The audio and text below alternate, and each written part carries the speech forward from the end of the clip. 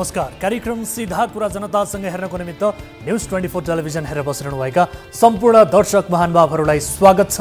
म वीरेन्द्र जैरू। नेपाली कांग्रेसको चुनावी घोषणा पत्रमा संघीयता बलियो बनाउन निजामती ऐन, संघीय शिक्षा ऐन, प्रहरी ऐन लगायत कानुनहरू बनाइएन भन्दै पहिलेको सरकारमाथि दोष थोपरेको छ। एमसीसी पास गर्न, नागरिकता विधेयक पास गर्न यही सरकारले सक्ने अनि बाँकी ऐन चाहिँ पास गर्न किन नसक्ने?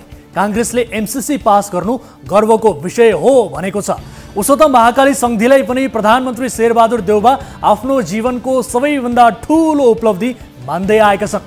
स्क्रिनमा हेर्नुहोला, कांग्रेसले हरेक सार्वजनिक निकायका अधिकारीहरूले प्रत्येक वर्ष सम्पत्ति विवरण सार्वजनिक गर्ने बाध्यकारी कानुन जारी गर्नेछौँ भनेर घोषणा पत्रमा लेखेको छ। तर सरकार गठन भए यता शेरबहादुर देउबा आफैले आफ्नो सम्पत्ति विवरण सार्वजनिक गरेका छैनन्, लुकाएर राखेका छन्। कुन नैतिक बलका कारण कांग्रेसले घोषणा पत्रमा यस्तो लेखेको होला? कांग्रेसको घोषणा पत्रमा कतै 65 वर्षमै भत्ता दिने बाचा छ, कतै 68 वर्षमा। घोषणा मस्यौदा उपसमितिका संयोजकले उपसभापति देउबाकै चाहनामा 65 वर्ष राखिएको भनेका छन्। पैसा बाँड्न त हाम्रो देशका दलहरूलाई कसैले सिकाइरहनु पर्दैन, तर पैसा आर्जन कसरी गर्ने भन्ने ठोस योजना 52 पृष्ठको घोषणा पत्रमा कहीँ कतै उल्लेख नै छैन। लेखिएकै विषयवस्तु पनि अमूर्त र पत्याइदिनुपर्ने प्रकृतिका छन्। चुनावमा सत्ता गठबन्धन नै बलियो हुने आकलन भइरहेका बेला कांग्रेसको घोषणा पत्रमा के लेखिएको छ भन्ने कुरा अहिलेका लागि बढी महत्त्वपूर्ण छ। 41 जनाको विषयगत विज्ञहरूबाट लेखिएको घोषणा पत्रमा 5 वर्षमा 10,000 मेगावाट बिजुली उत्पादन गर्ने कुरा लेखिएको छ। दर्शकहरूलाई सरल शब्दमा भनौँ कि 10,000 होइन, कांग्रेसले केही नगरे पनि नलेखे पनि 5 वर्षमा 5,000 मेगावाट बिजुली नेपालमा उत्पादन हुँदैछ। बाँकी 5,000 को त पीपीए नै भएको छैन। यो 5,000 मेगावाट बिजुली उत्पादन गर्न 10 खर्ब रुपैयाँ लाग्छ। 30% रकम लगानीकर्ता आफैले जुटाए पनि 70% लगानी बैंकहरूले गर्नुपर्ने हुन्छ। क्याल्कुलेटर थिचेर हिसाब निकाल्दा त 10,000 मेगावाट बिजुली निस्केला, तर व्यवहारमा यसको कुनै गुन्जाइस छैन। यति हुँदा पनि 5 वर्षमा 10,000 मेगावाट बिजुली उत्पादन हुन्छ भनेर पत्याइदिनुपर्ने देखियो। कांग्रेस भन्छ प्रत्येक घरमा बिजुली, प्रत्येक घरमा पक्की छाना भन्ने नाराका साथ गरिब तथा विपन्न वर्ग परिवारका लागि सुरक्षित आवासको व्यवस्था गरिनेछ। यो नारा पनि गरिब झुक्क्याउने प्रकृतिको मात्रै देखिन्छ। विभिन्न समयमा विपन्नका लागि भनेर ल्याइएका गरिबसँग विशेश्वर जनता आवास कार्यक्रम जस्ता कार्यक्रमको अपार असफलतापछि फेरि पनि पुरानै नारा राख्दा जनता झुक्क्याउन सकिन्न भने ठानेर नयाँ नारा सृजना गरिएको हो कि? कांग्रेसले पत्याएको एक अर्थशास्त्री जसले घोषणा पत्र लेखेका थिए, उनी के भन्दैछन् यो एकैछिन हेरौँ। कर्जा र तरलताको विषय र अहिले चर्कदै गएको मुद्रास्फीतिको विषयमा पनि हामीले यसलाई तत्कालै 6 महिनादेखि 1 वर्षभित्र हामी सम्बोधन गर्छौँ भन्ने कमिटमेन्ट छ। त्यो अगाडिको खाका मिडियम टर्म भयो, यो चाहिँ हामीले तुरुन्तै गर्ने भनेर, त्यही भएर नाम पनि हामीले तात्कालिक आर्थिक एजेन्डा भनेर भनेका छौँ। दर्शकहरू, 6 महिना वा 1 वर्षभित्रमै मुद्रास्फीति अर्थात् महँगी घटाउने बडो तिलस्मी ज्ञान त डाक्टर स्वर्णिम वाग्लेलाई रहेछ। कांग्रेसको सरकार गठन भएको पनि 1.5 वर्ष भयो। महँगी घटाउने काम यो बीच सरकारले किन नगरेको, कांग्रेसले किन नगरेको होला? 79 सालको चुनावपछि मात्रै गर्न मिल्ने काम थियो र मुद्रास्फीतिको काम रोक्ने? देशभर राजनीतिक दलका कार्यकर्ता भर्ती गर्न 206 वटा विकास समिति बोर्ड आयोगहरू छन्। तिनलाई 83 वटामा झार्न सकिने एक अध्ययनले देखाएको थियो। कांग्रेस चुनाव जितेमा 83 वटामा झार्ने बाचा गरेको छ। विशेष गरी कांग्रेसले यो राम्रो काम हो भने 1.5 वर्षसम्म सरकार के हेरेर बसेको थियो त? भारतले मिचेको कालापानी लिपुलेख लिम्पियाधुरा फिर्ता लिन कूटनीतिक प्रयास अघि बढाउने बाचा कांग्रेसले गरेको छ। अनि अर्कोतिर हुम्लामा चीनले सीमा मिचेको विषयमा पनि कूटनीतिक प्रयासबाट समस्या समाधान गर्ने भनेको छ। नेपालको सीमा भारत चीन कसैलाई पनि मिच्न दिने कुरै आउँदैन, यो सही हो। तर नेपाली जनतालाई सरकारले अहिलेसम्म भनेको छैन कि हुम्लामा चीनले सीमा मिच्यो भनेर। केही विज्ञहरूले भारत खुसी पार्न चीनले नेपालको भूमि मिचेको कुरा यो सरकारले कृत्रिम रूपमा निकालेको हो भनिरहेका छन्। गृहमन्त्री बालकृष्ण खाँडले हुम्लाबारे गरेको अध्ययन रिपोर्ट अझै गोप्य राखिएको छ। हुम्लामा चीनले नेपालको कति भूमि मिच्यो यो कुरा सरकारले जनतालाई जानकारी दिनु पर्दैन? काङ्ग्रेसको चुनावी घोषणापत्रमा धेरै राम्रा विषय पनि समेटिएका छन्, तर के चुनावपछि काङ्ग्रेसकै नेतृत्वमा सरकार गठन भयो भने यो घोषणापत्र वा सङ्कल्पपत्र काङ्ग्रेसलाई याद रहिरहला भन्ने प्रश्न चाहिँ अहिलेको मूल विषय हो। आउनु सुरु गरौँ जनताको चासो गुनासो र प्रश्न सहितको विशेष कार्यक्रम सीधा कुरा जनतासँग।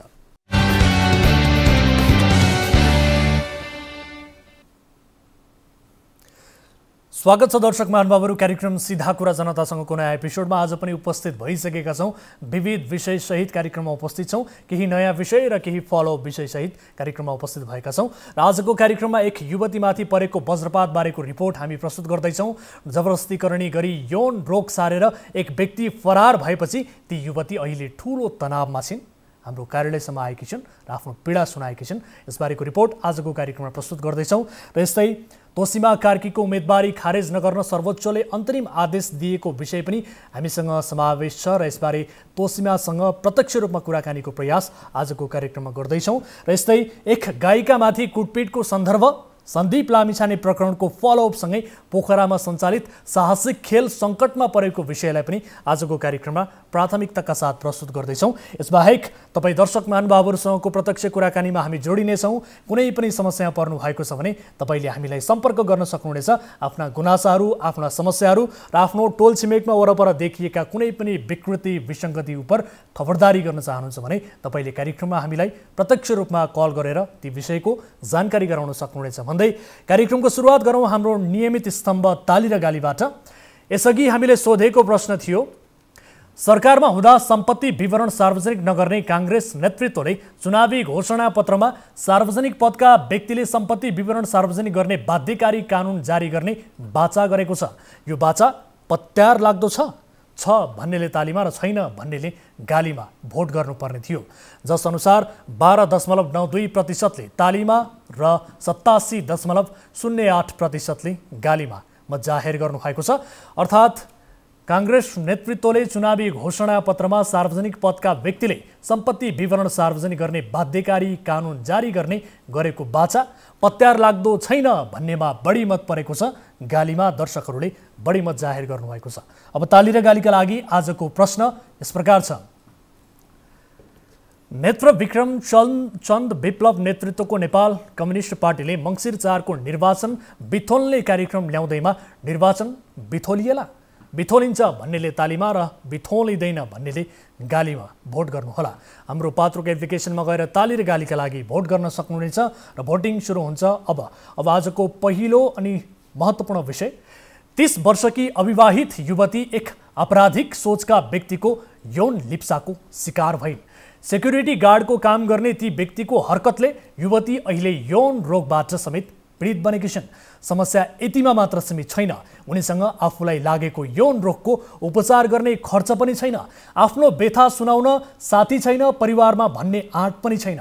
यस्तो सङ्कट परेपछि ती युवतीले हाम्रो सहारा खोजिन्। उनी आफ्नो व्यथा सुनाउन ललितपुरको पहाडी क्षेत्रबाट हाम्रो कार्यालयसम्म आइन्। उनका सबै कुरा सुनिसकेपछि हामीले उनको स्वास्थ्य उपचार र कानुनी प्रक्रियामा सहयोग पुर्याउन प्रहरीसम्म लिएर गएका छौँ। हेरौँ एक युवतीमाथि परेको धर्म सङ्कटको यो फेहरिस्त सम्बन्धी विशेष रिपोर्ट।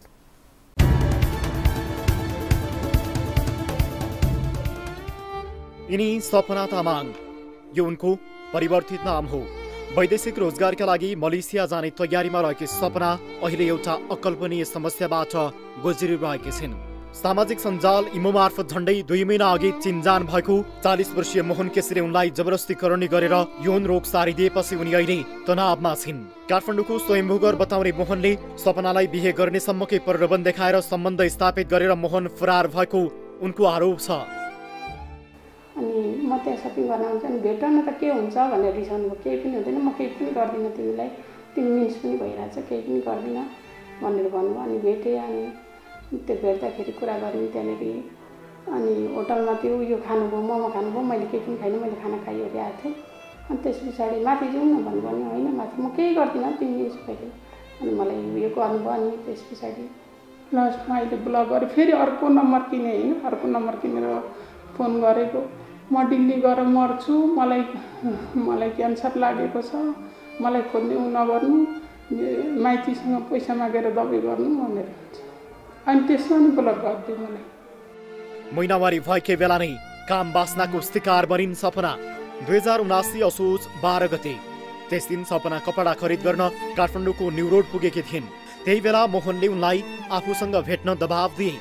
सपनाले भेट्ने इच्छा राखेकी थिएनन्, तर मोहनले निकै करकाप गरेपछि उनी भेट्न राजी भइन्। सपनाले कतै पार्कमा बसेर कुराकानी गर्ने बताइन्, तर मोहनले आफूले अनैतिक क्रियाकलाप केही पनि नगर्ने विश्वास दिलाएर सपनालाई बागबजार स्थित होटलमा जान बाध्य पारे। होटलमा 1 प्लेट मोमो खुवाए। त्यसपछि कोठामा गएर गफगाफ गरौँ भन्न थाले। सपनाले कोठामा जान इन्कार गरिन्, तर मोहन मानेनन्। उनले सपनालाई होटलको कोठामा लगेरै छाडे। केही समय गफगाफ गरे जस्तो गरे। त्यसपछि सपनाको शरीरमा झम्टिन सुरु गरे। त्यो बेला सपनाले त्यसो नगर्न बेलौना गरिरहिन्। आफू महिनावारी भएको 2 दिन मात्रै भएको समेत सुनाइन्, तर पनि मोहन रोकिएनन्। उनले महिनावारी भएकै बेला सपनालाई काम वासनाको शिकार बनाई छाडे। काम सकेपछि आउँछु, अनि त्यस पछाडि तिमीलाई दिन आउँछु। अनि त्यतिखेर मलाई फोन बिचमा खासै गर्नुहुन्न थियो हल्का। अनि सन्चो छ कि छैन, अनि मलाई त्यतिखेर सन्चै थियो होइन। फेरि मिन्स भयो होइन, मलाई फेरि पनि मिन्स भयो। अनि त्यस पछाडि मलाई अहिले घाउहरू आइरहेको छ। यो समस्या भएको त मलाई 1 हप्ताभन्दा बढी भइसक्यो। झन् बढेर जाँदैछ। योभन्दा अगाडि मैले कोहीसँग पनि यौन सम्पर्क पनि गरेको थिइनँ। मेरो बिहे पनि भएको छैन। म कतै बिग्रेर पनि हिँडेको थिएन। कुनै रोग पनि थिएन मलाई। योभन्दा अगाडि मलाई त्यस्तो केही थाहा थिएन मलाई। सामाजिक सञ्जाल र टेलिफोन नम्बरबाट ब्लक। शारीरिक सम्पर्क भएको 3 दिनपछि सपनालाई बिहे गर्ने आफ्नो घरमा लग्ने आश्वासन मोहनले दिएका थिए, तर 3 दिनपछि आमा बिरामी भएको बहाना बनाएर चितवन जानुपर्ने बताए। त्यसपछि उनी कहाँ छन्, के गर्दैछन् सपनालाई अत्तो पत्तो छैन। मोहनले उनलाई इमो फोन नम्बर सबैतिरबाट ब्लक गरिदिएका छन्। यता सपना अहिले यौन रोगको शिकार भएकी छिन्। आफूलाई लागेको यौन रोग कुनै गम्भीर प्रकृतिको हुन सक्ने भएरी, तर शीत पनि छिन्। मोहन भने विगत 2 सातादेखि सम्पर्क विहीन बनेका छन्। आफूले भोगिरहेको पीडा न आफन्त न साथीभाइ कसैलाई भन्ने आँट छैन उनीसँग। उपचारका लागि आफूसँग पैसा समेत नभएको भन्दै उनी सहयोगको आशा बोकेर कार्यक्रम सीधा कुरा जनतासँगको सम्पर्कमा आइन्। मलाई त मरौँ कि खोइ बाँचौँ कि के गरौँ, के सोच्नै सकेको छुइनँ मैले त। के गरेँ, हिजो त म जङ्गलमा आएर फोन गरेको, सिस्नो टिप्न आएको थिएँ, दाउरा खोज्न आएको थिएँ, त्यहाँ जङ्गल छ। अनि त्यहीबाट मैले फोन गरेको। म पहिले हाँस्दै बोल्थेँ सबैसँग, कहिले कोहीसँग हाँस्दिनँ पनि बोल्दिनँ पनि। आफै कमाएको थिएँ, खाएको थिएँ, बिग्रेर हिँडेको थिइनँ, नाचेर हिँडेको थिइनँ, इज्जत फ्याँकेर हिँडेको थिइनँ, कोहीसँग नराम्रो गरेर हिँडेको थिइनँ। राम्रै थियो, ठिकै थियो। विदेश जान्छु भन्दै थिएँ, विदेश अब राम्रो डिमान्ड खोजेर विदेश जान्छु भनेर सोचिरहेको थिएँ। त्यस्तो बिहे गर्ने सोचमा पनि थिइनँ म। सपना छु, न मर्न सकेको छु, न बाँच्न सकेको छु। धेरै टेन्सन भएको छ मलाई, डिप्रेसन, रातभरि निन्दै लाग्दैन। सपनाका अनुसार मोहनले आफ्नो लिङ्गमा घाउ भएको र औषधि पनि प्रयोग गरिरहेको बताएका थिए। सपनाले घटनाबारे यी सबै विवरण हामीलाई बताएपछि सबैभन्दा पहिले उनको उपचारको लागि परोपकार प्रसुति तथा स्त्री रोग अस्पतालमा लग्यौं, जहाँ अब उनको उपचार निःशुल्क हुनेछ। यता आफूलाई विवाह गर्ने प्रलोभन देखाई शारीरिक सम्बन्ध समेत स्थापित गरी हाल फरार भएको भन्दै कानुनी कारबाहीका लागि मोहन विरुद्ध प्रहरी विरुद्ध सिंहदरबारमा उजुरी समेत गरेकी छिन्।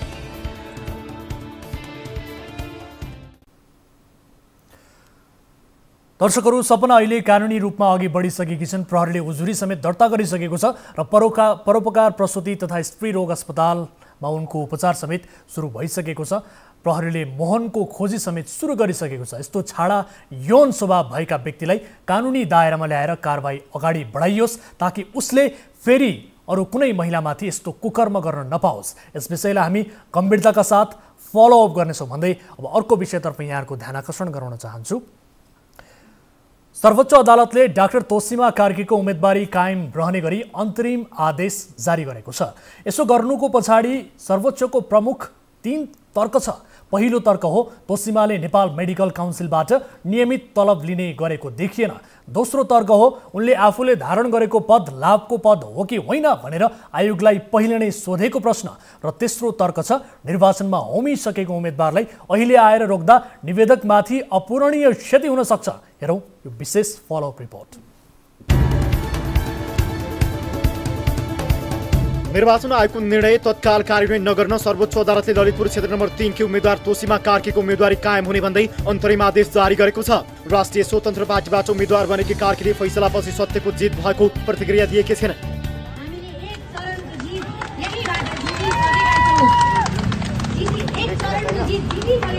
यो डाक्टर तोसीमा कार्कीको मात्र जित होइन, यो परिवर्तन चाहने हरेक प्रेमी नागरिकहरूको जित हो भन्न चाहन्छु।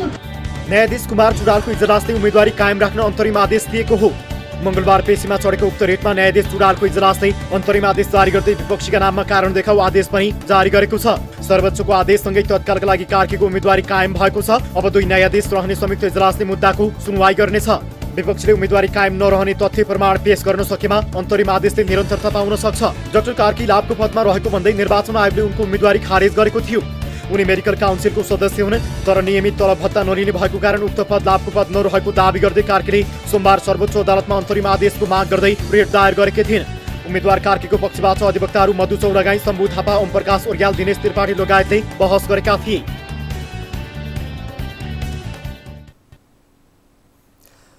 दर्शकहरू, यस विषयमा थप कुराकानी गर्नका लागि हामीसँग टेलिफोन सम्पर्कमा जोडिनु भएको छ राष्ट्रिय स्वतन्त्र पार्टीबाट ललितपुर क्षेत्र नम्बर 3 की उम्मेदवार डाक्टर तोसीमा कार्की।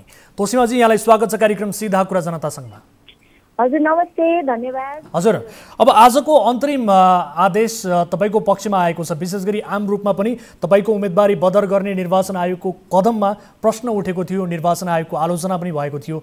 यो प्रकरणमा सत्तारूढ दलका उम्मेदवारहरूको चलखेल पनि छ भन्ने ठान्नुहुन्छ तपाईँ?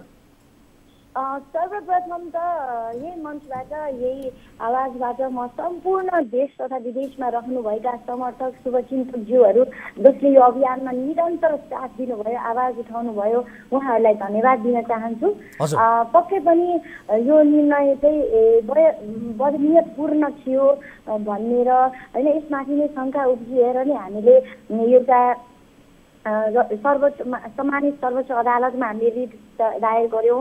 हामीले आज पेशी पायौँ र निर्णय पनि एउटा अन्तरिम आदेश, यो निर्णय चाहिँ कार्यान्वयन नगराउनु, उहाँको उम्मेदवारी चाहिँ कायमै गराउनु भनिकन एउटा आदेश पाएका छौँ। यसले चाहिँ एउटा न्याय स्थापित गर्न सफल भएको छ। हजुरले मेरो जित भन्नुभयो। वास्तवमा भन्नुपर्दा यो परिवर्तन चाहने, देशलाई माया गर्ने हरेक जनताको जित स्थापित भएको छ भन्न चाहन्छु। अब हाम्रो अभियान जारी छ होइन, हाम्रो उम्मेदवारी कायम भएको सकेको अवस्थामा मैले अब स्वस्थ प्रतिस्पर्धामा विश्वास गर्ने व्यक्ति। ठीक छ, तर तपाईमाथि यो जुन भयो नि, तपाईको उम्मेदवारी खारेज गर्ने कदम जुन निर्वाचन आयोगले देखायो, यसमा कतै तपाईका प्रतिस्पर्धीहरूले तपाई विरुद्ध षड्यन्त्र गरे कि भन्ने ठान्नुहुन्छ?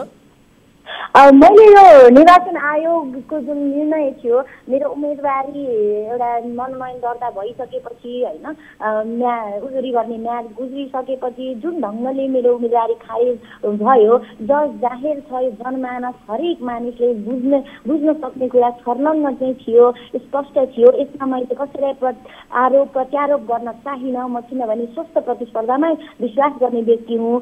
मेरो उम्मेदवारी अहिले सदर भइसकेको छ। म यसै अभियानमा अब मैले चाहिँ के गर्न सक्छु, अरूले के गरेनन् त्यो कुरा सबै जनताले निहाल्नु नै हुन्छ, मूल्याङ्कन गर्नुहुन्छ भन्न चाहन्छु। मैले कसैलाई आरोप प्रत्यारोप गर्न चाहिनँ, तर यो निर्वाचन आयोगको निर्णयमा कतै न कतै बाहिरी शक्तिको पनि प्रभाव परेको थियो कि भनेर म शङ्का गर्न बाध्य भएको अवस्था छु। बाहिरी शक्ति भन्नाले कता सङ्केत गर्न खोज्नु भएको, अलिकति खुलेर भन्न सक्नुहुन्छ? मैले बाहिरी शक्ति भन्नाले निर्वाचन आयोग भनेको त वास्तवमै भन्नुपर्दा नेपाल सरकार निर्वाचन आयोग होइन नि त। निर्वाचन आयोग नेपाल हो भन्नुको मतलब सरकार भन्दा पनि माथि हुनुपर्ने संस्था हो, त्यो निकाय हो होइन। अब त्यसरी चाहिँ एउटा बदनियतपूर्ण ढङ्गले मेरो निर्णय जुन उम्मेदवारी खारेज भयो, बाहिरी शक्ति जुनै पनि हुनसक्छ, जुनै पनि शक्तिले सामदाम दण्डभेदको प्रयोग हुनसक्छ भनिन्छ नि, त्यो चाहिँ एउटा प्रयोग भएको हो कि स्वस्थ प्रतिस्पर्धामा नगरिएको हो कि भन्ने कुरा चाहिँ मैले सोच्न बाध्य भएँ। र यो आई थिङ्क हरेक जनमानसले, एक सचेत नागरिकले आफै बुझ्नुहुन्छ। मैले भनेको आयोगमा सत्तारूढ दलको प्रभाव पर्यो भनेर भन्न खोज्नु भएको हो निर्वाचन आयोगमा? हजुर, जनताले भन्ने कुरा हो, मूल्याङ्कन गर्ने कुरा हो। मैले यसमा कसैलाई आरोप प्रत्यारोप गर्न चाहिनँ। अब हामीले न्याय प्राप्त गरिसकेका छौँ। न्याय मन्दिरले न्याय भक्तहरूलाई सुनिसक्नु भएको छ। यसमा म आरोप प्रत्यारोपमा जान चाहिनँ। ठिक छ, अब विशेष गरी ललितपुर 3मा स्थानीय तहमा परेको मतको हिसाबलाई हेर्ने हो भने एमाले र गठबन्धन बीच खासै ठुलो अन्तर नै छैन भन्ने सूचना छ। यो आधारमा तपाईँलाई चुनाव जित्ने भन्दा पनि भोट काट्ने उम्मेदवारको रूपमा हेरिएको हो? म कसैको भोट काट्नको लागि उठेको होइन। म मेरो क्षेत्रमा दशकौँदेखि समस्या भोगिरहेका जनताहरूको लागि र म आफैको लागि पनि मेरो भविष्य एउटा म जस्तो युवालाई चाहिँ देशभित्रै भविष्य स्थापित गर्नको लागि म उठेको हुँ। र म के भन्न चाहन्छु भने मैले कसैको भोट काट्न होइन कि जनताले दिनुहुने मतको चाहिँ अब कदर गर्नको लागि होइन। जनताले जुन एउटा घोषणा पत्रमा देखाइएका सपनाहरूमा भोट हाल्ने र पटक पटक झुक्किने जुन एउटा प्रथा थियो त्यो प्रथाको अन्त्य गर्नको लागि म उठेको हो भन्न चाहन्छु। कसैको भोट काट्नु छैन, किनभने जनताले पक्कै पनि विवेकले भोट गर्नुहुनेछ। जनताको एक मतको चाहिँ एक नेताले एक स्थापित भनौँ जसले निर्वाचित भएर जानुहुन्छ अथवा निर्वाचित हुनुहुन्न भने पनि उहाँको तर्फमा उहाँको पक्षमा झर्ने हरेक मतको चाहिँ त्यो व्यक्तिले त्यो उम्मेदवारले कदर गर्न सक्नुपर्छ, सम्मान गर्न सक्नुपर्छ भन्न चाहन्छु। म कसैको भोट काट्न होइन कि जनताको एउटा मतको कदर गर्नको लागि म उठेको हुँ। ल ठिक छ। अब आजको जुन आदेश छ यो आदेश त अन्तरिम मात्रै हो, यद्यपि अन्तरिममा पनि तपाईँ खुसी हुनुहुन्छ होइन, तर अन्तिम निर्णय आउँदा चाहिँ तपाईँको विपक्षमा अदालतले राय दियो भने त्यसलाई स्वीकार गर्नुहुन्छ तपाईँ? के भन्नुभयो हजुरले? जस्तो आजको आदेश त अन्तरिम मात्रै हो होइन, अब अन्तिम निर्णय चाहिँ आउँदाखेरि तपाईँको विपक्षमा अदालतले राय दियो भने तपाईँ स्वीकार गर्नुहुन्छ त्यसलाई? अब यो एउटा न्याय स्थापित हुने जितको एउटा सुरुवात अभियानको सुरुवात भइसकेको छ। यदि त्यसो हुनु थियो भने आज नै भनौँ न एउटा बहस चलिरहेको छ, देशव्यापी रूपमा यही कुरामा चाहिँ उठान भइरहेको छ, कुरा चलिरहेको छ र न्यायालयबाट पनि एउटा अन्तरिम आदेश आइसकेको अवस्थामा र देशव्यापी रूपमा यो निर्णयलाई चाहिँ एकदमै सम्मानपूर्वक हेरिरहेका छन्। अधिकांश नागरिकहरूले देशलाई माया गर्ने, न्यायको पक्षमा वकालत गर्ने हरेकले यसलाई चाहिँ प्रशंसा गरिरहेको अवस्थामा मलाई विश्वास छ हाम्रो यो अन्तिम निर्णय पनि परिवर्तनकै पक्षमा हाम्रै पक्षमा आउनेछ भन्ने मलाई विश्वास छ। हजुर, अब तपाईँले यसअघिको प्रश्नमा चाहिँ विशेष गरी भोट काट्न होइन म चुनाव जित्न उठेको हुँ भनेर भन्नुभयो, तर तपाईँको क्षेत्रमा नेकपा माओवादी केन्द्रकी उपमहासचिव ऊर्जा मन्त्री जो विगतमा 2 पटक चुनाव जित्नुभयो पम्फा भुसाल उहाँ उठ्नु भएको छ। अर्कोतिर एमालेबाट व्यापारी अमृत खड्का हुनुहुन्छ। यस्ता उम्मेदवारहरूलाई चाहिँ तपाईँ कसरी हराउनुहुन्छ, कसरी जित्नुहुन्छ? यस्ता प्रतिस्पर्धी छन्। अब यसमा चाहिँ जनताले मूल्याङ्कन गर्ने विषय हो। पक्कै पनि यसपटक चाहिँ भनेको मैले पद पैसा र पावरको प्रलोभनमा जनताले भोट हाल्नेवाला छैनन्, मत हाल्नेवाला छैनन्। यो भनिराख्दाखेरि मैले व्यक्ति विशेषलाई आरोप लाउन खोजेको होइन। त्रास या आशले जनताले भोट हाल्छन् भन्ने भनिन्छ नि, त्रासले अब भोट हाल्ने दिनहरू सकिए। अब चाहिँ जनताले आशले र त्यो पनि एकदम विश्वास लाग्दो आशमा चाहिँ अब जनताले भोट हाल्नुहुनेछ। एक चरणको हामीले जित हासिल गरेका छौँ। अब एउटा जित सुनिश्चित गर्ने एउटा सुवर्ण अवसर छ। मैले मात्र होइन, जनताले पनि आफ्नो भोट चाहिँ भोट जहाँ कदर हुन्छ त्यहाँ भोट हालेर त्यो भोटको पनि एउटा सम्मान आफैले पनि स्थापित गर्न अवसर छ भनेर भन्न चाहन्छु। जस्तो अब मतदातालाई सोझै फ्री टिकट फ्री भिजाको प्रलोभन दिने ठुला नेताहरूलाई निर्वाचन आयोगले स्पष्टीकरण मात्रै सोधेर टार्ने गरेको छ होइन। एकजना साझा उम्मेदवारले त के भन्नुभयो भने 15 लाखको रक्सी खुवाएको हो भनेर उहाँले अभिव्यक्ति पनि दिनुभयो, उहाँलाई पनि स्पष्टीकरण मात्रै सोधियो। अब यो सबै हुँदा पनि आयोगको एक्सन तपाईँप्रति चाहिँ एकदमै कठोर देखियो, उहाँहरूप्रति कठोर देखिएन भन्ने आवाज पनि उठ्यो होइन। यसलाई कसरी लिनुभएको छ तपाईँले? अब यसलाई त मैले धेरै कुरा बोल्नै परेन, हजुरले आफ्नै प्रश्नमा नै यसलाई खुलाइदिइसक्नु भएको अवस्था छ होइन। जनताले देखिराख्नु भएको छ, मूल्याङ्कन गरिराख्नु भएको छ।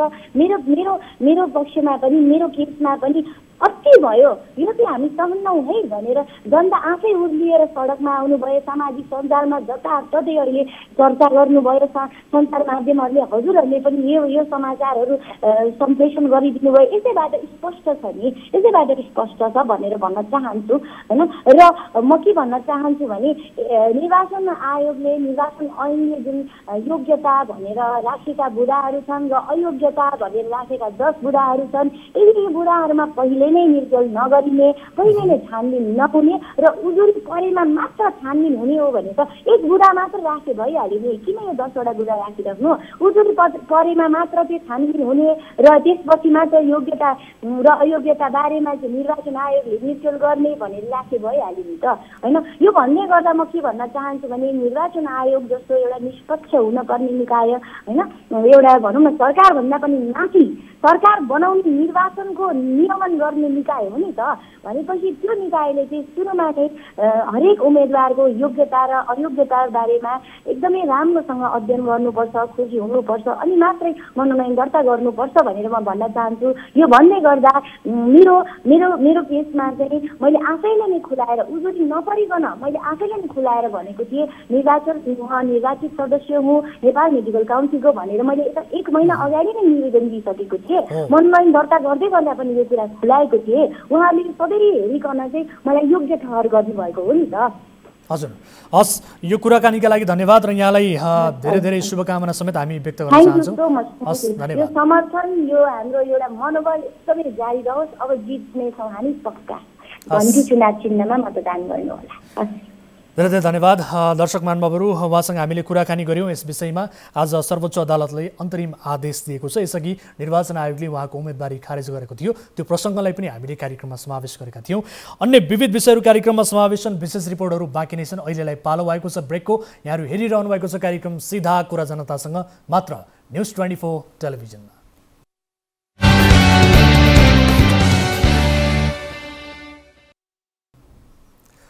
ब्रेकपछि स्वागत छ दर्शकहरू कार्यक्रम सीधा कुरा जनतासँगमा। अब अर्को विषय, पोखरामा अल्ट्रालाइट जहाजमा चढेर प्रकृतिको मनोरम दृश्य हेर्न स्वदेशी तथा विदेशी पर्यटक लालायित हुन्छन्। हाल 3वटा कम्पनीले यो सेवा दिइरहेका छन्। कोरोनाले थला परेपछि एउटा कम्पनी त बन्द नै भइसक्यो। पर्यटन प्रवर्धनका लागि यसखाले सेवाले पर्यटक आकर्षित पनि गर्छन्। तर नागरिक उड्डयन प्राधिकरणले लिँदै आएको विभिन्न शीर्षकको शुल्क एकैपटक 10 गुणाले वृद्धि गरिदियो। कोभिड महामारीले मारमा परेको पर्यटन क्षेत्रलाई प्रोत्साहन दिनुपर्ने बेला अल्ट्रालाइटमा गरिएको शुल्क वृद्धि अनौठो छ। सरकारी निकायले शुल्क बढी लिएपछि यात्रु टिकट पनि स्वतः महँगिएको छ। हेरौँ यो विशेष रिपोर्ट। अल्ट्रालाइट जहाजमा उडेर पोखरा आसपासका हिमाल तथा पहाडका मनमोहक दृश्यको अवलोकन गर्न स्वदेशी एवं विदेशी पर्यटक निकै आकर्षित हुन्छन्। तर नेपालमा पर्यटकीय गन्तव्यका रूपमा ख्याति कमाएको पोखरामा सञ्चालित अल्ट्रालाइट जहाजले नागरिक उड्डयन प्राधिकरणलाई बुझाउनु पर्ने ल्यान्डिङ शुल्क 10 गुणाले बढेपछि पछिल्लो समय यो साहसी खेल धरापमा परेको छ। नागरिक उड्डयन कार्यालय पोखराले विमान अवतरण र पार्किङ शुल्क 10 गुणाले वृद्धि गरेपछि अल्ट्रालाइट कम्पनी बन्द हुने अवस्थामा पुगेका हुन्। पोखरा विमानस्थलबाट हुने अल्ट्रालाइट उडान सेवामा विमान अवतरण र पार्किङ गरे बापत पोखरा नागरिक उड्डयन प्राधिकरणलाई मासिक रूपमा अल्ट्रालाइट कम्पनीले शुल्क बुझाउनु पर्छ। गत जेठ महिनामा मात्रै विमान अवतरण र पार्किङ शुल्क भन्दै कम्पनीले 30,309 रुपैयाँ 78 पैसा बुझाएको थियो। तर नागरिक उड्डयन प्राधिकरणले असार 16 गतेसम्मको अवतरण र पार्किङ शुल्क 3,13,623 रुपैयाँ 35 पैसाको बिल पेश गर्यो।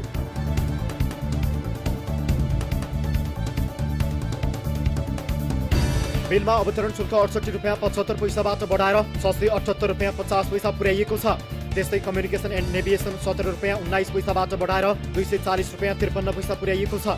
सुरक्षामा 6 रुपैयाँ 88 पैसाबाट बढाएर 68 रुपैयाँ 75 पैसा, फायर प्रिभेन्सन शुल्क 126 रुपैयाँ 78 पैसा पुर्याइएको छ। यी बिल पनि हेर्नुहोस्।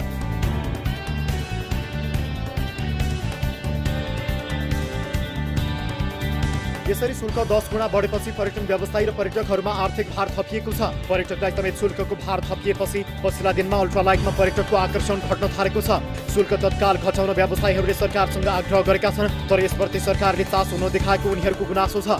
हामी त पैसा तिर्नु पर्यो हैन, शुल्क बढाएपछि टुरिस्टलाई समस्या छ। सबैजना भन्छ किन त्यस्तो महँगो हैन, तर हामी त कतिले के सोच्यो तिर्नु पर्यो।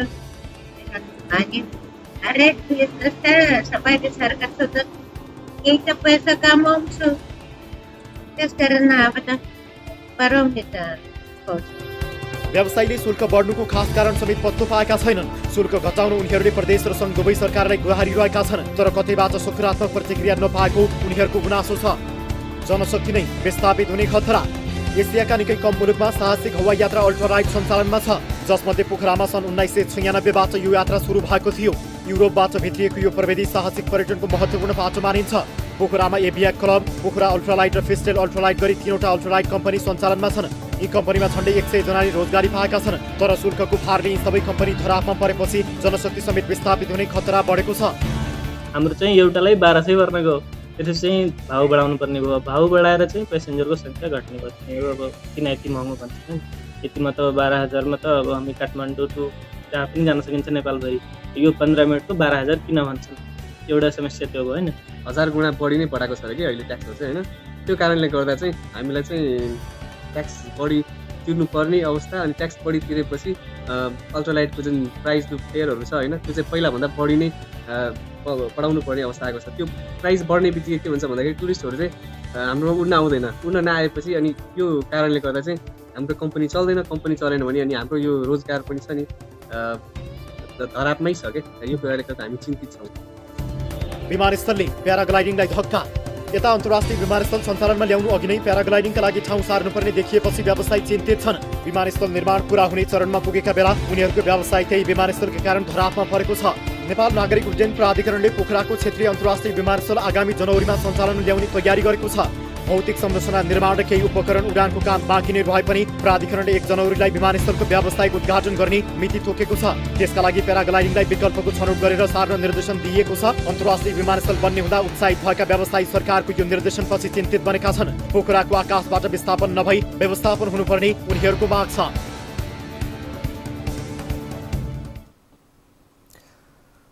दर्शकहरू, देशको पर्यटन क्षेत्रले विशेष गरी देशको आर्थिक क्षेत्रमा धेरै ठुलो टेवा पुर्याएको छ। त्यसकारण पनि यस्ता किसिमका व्यवसायहरूलाई साहसिक जुन यात्रा छन् यिनलाई चाहिँ नजरअन्दाज गर्न मिल्दैन। यिनको व्यवस्थापन हुनुपर्दछ र यस किसिमको व्यवसाय अझ बढी व्यवस्थित तरिकाले चलाउनका लागि सरकारले आफ्नो तर्फबाट प्रवर्धन गर्नका लागि पहल गर्नुपर्छ भन्ने उद्देश्यसहित यो रिपोर्ट हामीले प्रस्तुत गरेका हौँ। र यस विषयमा थप कुराकानी गर्नका लागि हामीसँग जोडिनु भएको छ नेपाल नागरिक उड्डयन प्राधिकरणका प्रवक्ता जगन्नाथ निरौला हाम्रो सम्पर्कमा हुनुहुन्छ। जगन्नाथ सर, यहाँलाई स्वागत छ कार्यक्रम सीधा कुरा जनतासँगमा। हजुर, धन्यवाद। हजुर, अब अल्ट्रालाइट जहाज सेवामा विभिन्न शीर्षकमा चाहिँ 10 गुणा बढीले शुल्क बढाइएछ होइन। सबैभन्दा पहिले त यो शुल्क बढ्नुको कारण चाहिँ के हो, यसबारे बताइदिनुहोस् न सर। यसमा के हो सर भनेदेखि यो पहिले चाहिँ जुन शुल्क लागिरहेको थियो यो चाहिँ 2057 सालमा तोकिएको शुल्कहरू थिए। यसभन्दा अगाडि लाग्ने शुल्कहरू त्यतिखेरको शुल्क के थियो भने प्रति 1000 वेटका आधारमा लाग्ने गरेको थियो। अहिले पछिल्लो समयमा के हो भने यस्ता साना किसिमका चाहिँ अल्ट्रालाइट प्रकृतिका साना किसिमका जहाजहरूको सङ्ख्याहरू बढ्दै गए, जसले गर्दाखेरि ठुला जहाजलाई उपलब्ध गराउनु पर्ने सेवा र सानालाई उपलब्ध गराउनु पर्ने सेवामा कुनै पनि फरक आएन। र पछिल्लो चरणमा अन्तर्राष्ट्रिय मूल्य मान्यता अनुसार, अन्तर्राष्ट्रिय प्रचलन अनुसार र अन्य देशहरूले प्र्याक्टिसमा ल्याएको सिद्धान्त अनुसार 10,000 सम्म वेट भएका जहाजहरूलाई समान दरले चाहिँ शुल्क लगाउने, अवतरण शुल्क लगाउने भन्ने प्रचलन अनुसार नै गएको चैत्र 78 साल चैत्र 18 गते नेपाल सरकारले विमानस्थल सेवा शुल्क नियमावली स्वीकृत गर्यो। सो अनुसार नै त्यो शुल्कहरू लागिरहेको छ।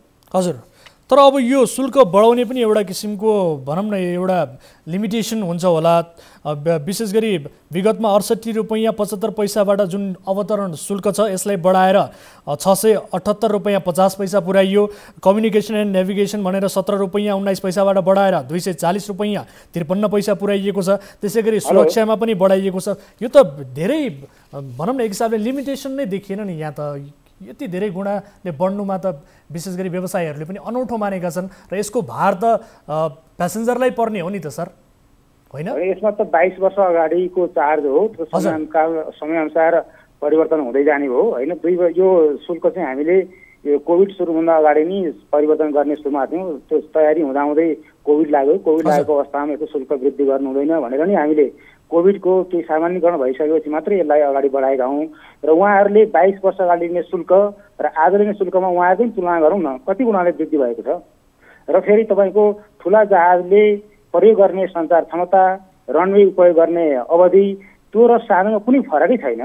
त्यस कारणले साना किसिमका वेटका जहाजहरूलाई 10,000 किलोसम्मका जहाजहरूलाई एउटै क्याटेगोरीमा अन्तर्राष्ट्रिय प्रचलन अनुसार विभिन्न देशहरूले अध्यासमा ल्याएको प्रचलन अनुसार नै नेपाल नागरिक प्राधिकरणले नेपाल सरकारको स्वीकृतिमा यो लागू गरेको हो। तर उहाँहरूले के भन्नुभएको छ भने ठिकै छ त्यो रनवेमा भनौँ न एक हिसाबले धेरै ट्राफिकिङ हुन्छ, त्यो कारणले गर्दा पनि तपाईँहरूले यसलाई गर्नुपर्ने हुन्छ। तर उहाँहरूले के भन्नुभएको छ भने अन्य ठाउँमा विकल्प दियो भने त्यो पनि हामी गर्न तयार छौँ भनेर भन्नुभएको छ। अर्कोतर्फ तपाईँले कोभिडको कुरा गरिरहँदा कोभिडको महामारीमा परेर यस्ता व्यवसायहरू अझै बढी थला परे, यस्तो बेलामा त तपाईँहरूले पनि प्रोत्साहन गर्नुपर्ने हो नि, व्यवसायलाई उल्टै विस्थापित गर्ने बन्द नै हुने अवस्थामा पुर्याउने, यो त सरकारले अन्याय गर्यो भनेर भन्नुहुन्छ उहाँहरू। होइन, यसमा त अब कोभिडको उसले त यो विश्वव्यापी नि यो सबै मारमा परेका छौँ। यसमा नेपाल नागरिक उड्डयन प्राधिकरण पनि अछुतो रहेको छैन। यो फेरि नेपाल नागरिक उड्डयन प्राधिकरण र यसरी चाहिँ विमान कम्पनीहरू त एकअर्काका परिपूरकै हुन्। उनीहरूलाई चाहिँ दुःख दिने, उनीहरूको चाहिँ व्यवसायमा असर पार्ने हाम्रो अभिप्राय त्यो होइन। यो समानुपातिक हिसाबले विश्वको प्रचलित मान्यता अनुसार गर्दाखेरि यसरी बढ्न गएको हो र उहाँहरूको हिसाबले हेर्दाखेरि उहाँहरूले लिने जुन शुल्क छ त्यो शुल्क कैयौँ गुणा उहाँहरूले वृद्धि गरिसक्नु भएको छ। 57 सालको शुल्क र आजको शुल्क तुलना गर्ने भने उहाँको धेरै गुणाले वृद्धि भइसकेको छ। तर यता हामीले लिने शुल्कहरूमा चाहिँ समानुपातिक हिसाबले मात्रै वृद्धि गरेका छौँ। अब यसमा केही सहुलियत दिने किसिमको ठाउँ छ कि छैन, यसबारेमा तपाईँहरूलाई पनि पत्र आएको छ, मन्त्रालयमा पनि पत्र गएको छ, उहाँहरू धाएको धाइ हुनुहुन्छ, केही सहुलियत दिने बारे केही छलफल भएको छ सर? किनभने यसमा लाग्ने जनशक्ति पनि त विस्थापित हुने डर छ।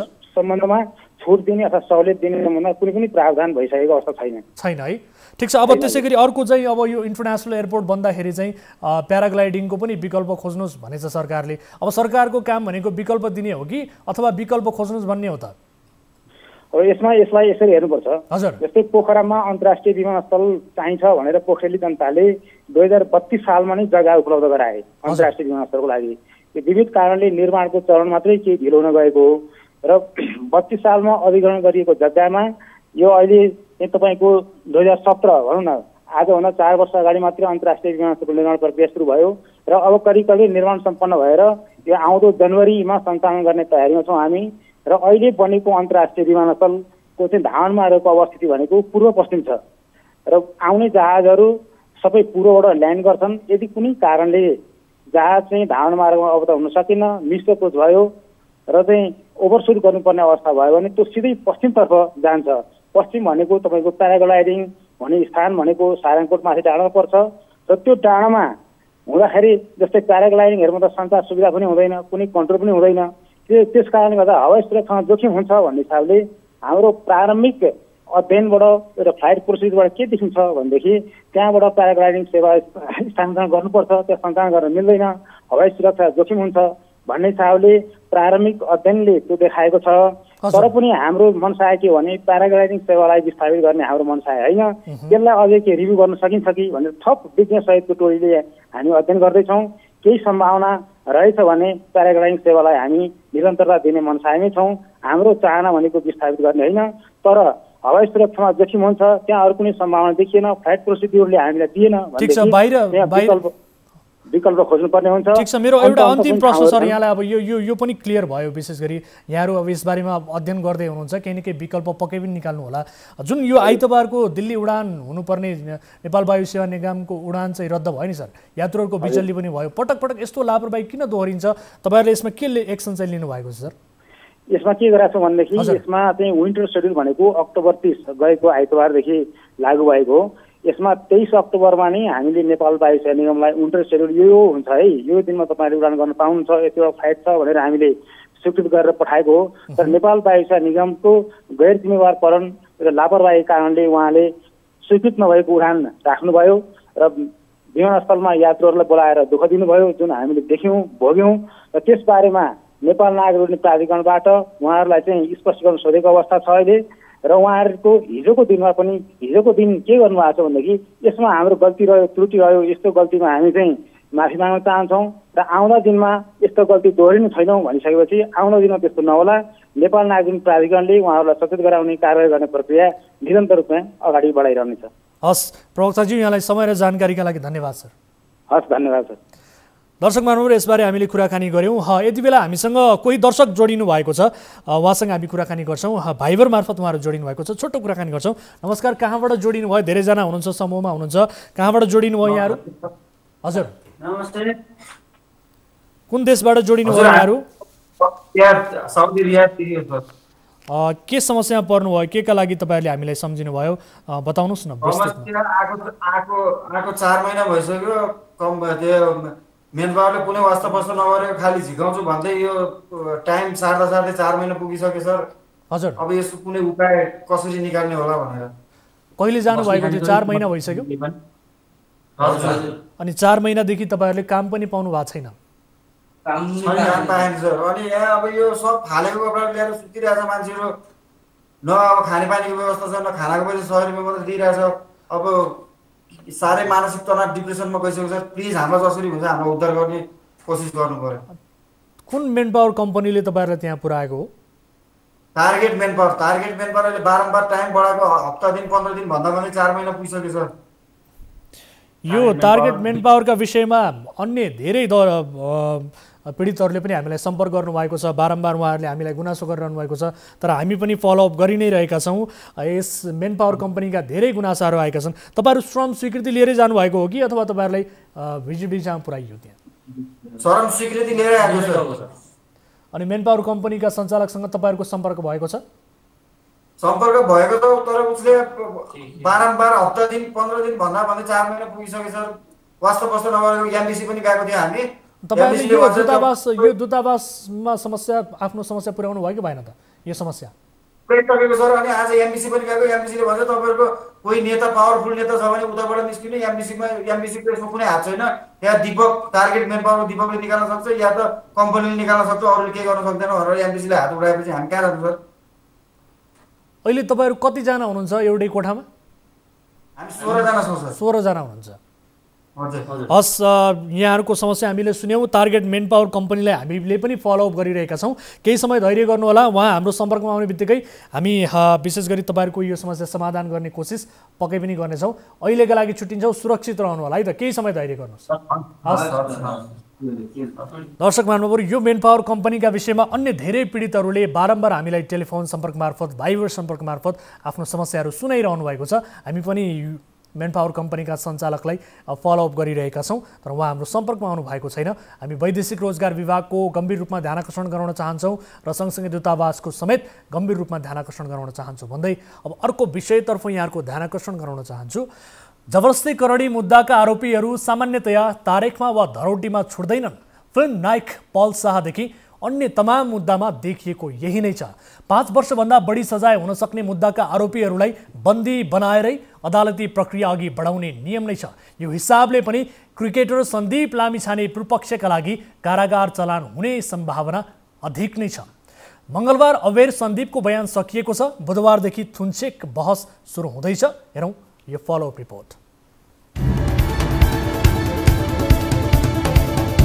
क्रिकेटर सन्दीप लामिछाने विरुद्धको बालिका करणी मुद्दामा अदालती बयान सकिएको छ। जिल्ला अदालत काठमाडौँका न्यायाधीश माधव प्रसाद घिमिरेको इजलासमा सन्दीपले बयान दिएका छन्। मङ्गलबारको बयानमा सन्दीपले उजुरीकर्ता किशोरीले कसैको उक्साहटमा आफूमाथि झुटो अभियोग लगाएको दावी गरेका छन्। सन्दीपले आफ्नो बचाउ गर्दै नागरिकतालाई प्रमाण मान्ने कि जन्म दर्तालाई भन्ने प्रश्न पनि उठाएका छन्। अब जिल्ला अदालत काठमाडौँमा बुधबारबाट थुन्चेक बहस सुरु हुनेछ। थुन्चेक बहसपछि साधारण तारिखमा छाड्ने, धरौटीमा छाड्ने वा विपक्षका लागि थुनामा पठाउने मध्ये कुनै एक आदेश अदालतले गर्नेछ।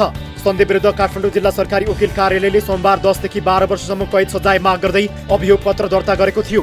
सन्दीप किशोरीको बयानको घटनाक्रम एउटै, के मिल्यो के मिलेन। बलात्कार आरोपित सन्दीप लामिछाने र किशोरीले प्रहरी समक्ष दिएको बयान सार्वजनिक भएको छ। बयानमा दुवैले बोलेको कुराको घटनाक्रम मिलेको छ भने एकअर्कामा आरोप प्रत्यारोप गरेका छन्। जाहेरी दिने किशोरीले आफूमाथि सन्दीपले राति 2 पटक जबरजस्ती करणी गरेको आरोप लगाएकी छिन्। अर्कोतिर सन्दीपले भने पीडित भनिएकी किशोरीसँग आफ्नो यौन सम्बन्ध नभएको र किशोरीकै आग्रहमा नगरकोटसम्म गएको भन्दै आफू निर्दोष रहेको दावी गरेका छन्। बयानमा मिलेका यी कुराहरू हेर्नुहोस्। क्रिकेटर देव खनाल मार्फत दुईबीच चिनजान भएको, भदौ 6 गते पहिलो पटक भेटघाट भएको र सोही दिन नगरकोट गएको, नगरकोट स्थित बोजिनी रिसोर्टमा 2.5 घण्टा बसेर फर्किएको, द काठमाडौँ इन होटलको 305 नम्बर कोठामा सँगै बसेको, किशोरीको पारिवारिक स्थिति बिग्रिएको कुरामा दुवैजना बीच गम्भीर कुराकानी भएको, सन्दीप र किशोरी बीच भएको आरोप प्रत्यारोप। सन्दीपका अनुसार किशोरीले नै भेट्न कर गरेकी थिइन्। किशोरीका अनुसार सन्दीपकै कर कापमा परेर भेट गरेको। किशोरीको दाबी अनुसार सन्दीपले झुक्क्याएर नगरकोट पुर्याएको। सन्दीपको दाबी अनुसार किशोरीले जोड गरेपछि नगरकोट गएको। सन्दीपका अनुसार होस्टेल पुर्याइदिन्छु भनेको, तर किशोरीले होस्टेलमा बस्न कर गरेको। किशोरीका अनुसार 2वटा कोठा बुक गर्न लगाउँदा एउटै कोठा बुक गरेर सँगै बस्न बाध्य पारेको। सन्दीपको दाबी अनुसार सँगै सुत्न इन्कार गरेको, शारीरिक सम्बन्ध नराखेको र आफू कुर्सीमै निदाएको। तर किशोरीको दाबी अनुसार राति 2 पटक जबरजस्ती शारीरिक सम्बन्ध राखेको, शरीरमा वीर्यस्खलन गरेको। किशोरीको दाबी अनुसार त्यो रात शरीर छाप्ने, कपाल तान्ने र प्रतिरोध गर्दा ढाडमा निकै जोडले हिर्काएको। सन्दीपको दाबी अनुसार पारिवारिक कुराकानी भएको, आफूले बिहे गर्न लागेको जानकारी दिएको। टिमकै खेलाडी देव खनालको भूमिकामा शङ्का। क्रिकेटर सन्दीप लामिछाने पर्खरणमा अर्का क्रिकेटर देव खनालको सन्दर्भ केही शङ्कास्पद पाइएको छ। देव खनाल र किशोरीबीच सामाजिक सञ्जाल मार्फत केही महिना अघि मात्रै चिनजान भएको थियो। सन्दीपले गाएको गीतको भिडियो देवले नै किशोरीलाई पठाएका थिए। खनालले सन्दीपलाई फसाउन खोजेको कुरा केही मानिसहरूले आरोप लगाउँदै आएका छन्। सन्दीपका अधिवक्ता सरोज कृष्ण घिमिरेले पनि केही समय अघि क्रिकेट टिम भित्रैबाट फसाउन खोजिएको सङ्केत गरेका थिए। किशोरीले आफ्नो 2वटा जन्मदर्ता भएको कुरा सन्दीपलाई सुनाएको उनले आफ्नो बयानमा पनि उल्लेख गरेका छन्। जन्मदर्ताको कुरा सुनेपछि आफू त्यही बेला झस्किएको सन्दीपले बताएका छन्। सन्दीप विरुद्ध प्रहरीले बुझाएका प्रमुख 6 प्रमाण। लामिछाने विरुद्धको अभियोगलाई पुष्टि गर्न सरकारी वकिलको कार्यालयले पीडितको बयान बाहेक केही प्रमाणलाई मुख्य आधार बनाएको छ, जस अनुसार होटल काठमाडौँ इनबाट सङ्कलित 12वटा CCTV फुटेज, होटलको गेस्ट रजिस्ट्रार कार्ड, मुद्दासँगै अन्य कागजातहरू, सामाजिक सञ्जाल स्न्यापच्याटमा भएको कुराकानी, बोजिनी रिसोर्टमा सन्दीपले तिरेको बिल भरपाई, प्रसुति गृहमा गरिएको पीडितको स्वास्थ्य परीक्षण प्रतिवेदन।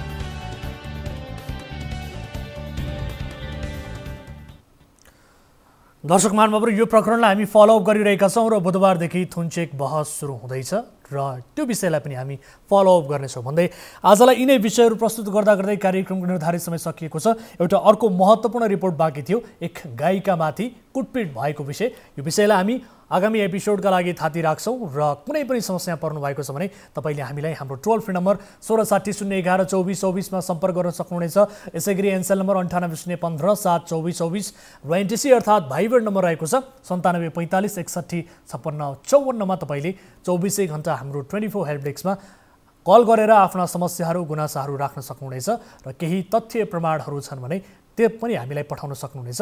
त्यसो पर हामी हाम्रो अनुसन्धान गर्नेछौँ र सँगसँगै हामी हाम्रो रिपोर्टिङलाई अघि बढाउनेछौँ भन्दै कार्यक्रम सिधा कुरा जनतासँगबाट म वीरेन्द्र जैरू बिदा हुन्छु। नमस्कार, शुभरात्रि।